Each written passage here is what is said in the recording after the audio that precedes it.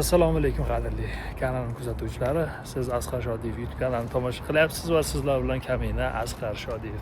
Amerika Qo'shma Shtatlaridan salom. Agar siz ham O'zbekistondan turib Amerika Qo'shma Shtatlariga kelishni orzu qilsangiz, bu mana shu videoni oxirigacha ko'ring, men sizga tushuntiraman. Amerikaga qanday qilib keldim va Amerikaga qanday qilib o'zi kelsa bo'ladi degan savolga javob beraman.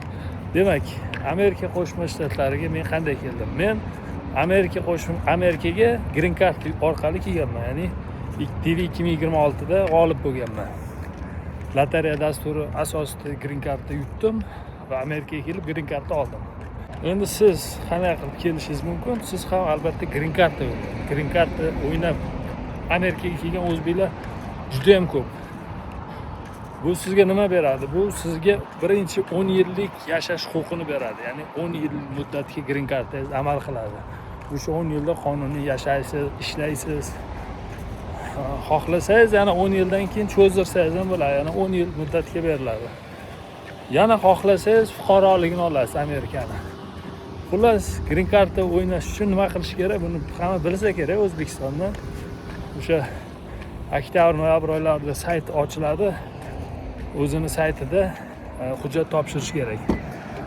Mashinaga kirib olay. Xo'p, hujjat topshirasiz. O'sha Green Card bo'yicha dokumentlar tayyorlab, hujjat topshirasiz va 6 oy kutasiz. May oyida javoblarni tekshirasiz. Agar yutuq chiqsa, suhbatga tayyorgarlik ko'rasiz. Formalarni to'ldirasiz, elchixonaga suhbatga borasiz. Suhbatdan muvaffaqiyatli o'tsangiz, albatta Amerikaga kelasiz. Amerika Qo'shma Shtatlarida nima ish qilsa bo'ladi?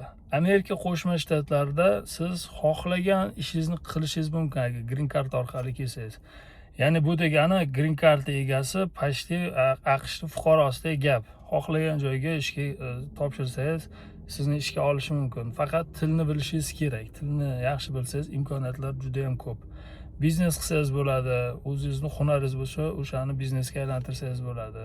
Boshlanishiga o'zbeklar qiladigan ishlar dastavkada ishlab ko'radi, mowingda ishlab ko'radi. Yana qanaqa ishlar bo'lishi mumkin? Taksi birdan ochilmaydi, 1 yil davomida o'sha 1 yildan keyin ishlasa bo'ladi taksida. Ungacha dastavka, ovqat tashish, shunaqa pizza dastavkalarda ishlashi mumkin. Va warehouse'larda ish bor, ombor, skladlarda, ya'ni katta-katta Amazon kompaniyalari, shunga o'xshagan katta-katta kompaniyalarning skladlarida ishlaydi o'zbeklar boshlanishiga.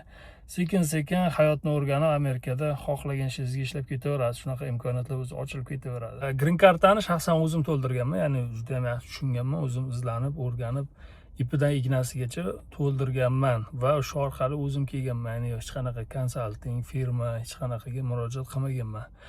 O'shaning uchun ham siz ham o'zingiz to'ldirishga harakat qiling yoki agar tushunmasangiz, mana men shaxsan to'ldirib beraman Green Cardni. Ya'ni o'zim mutaxassis bo'lib ketganman Green Card to'ldirish bo'yicha. Telegramimga olsangiz, sizga aloqaga chiqaman, ya'ni o'sha qanaqa qilib to'ldirish, qanaqa hujjat kerakligini tushuntiraman.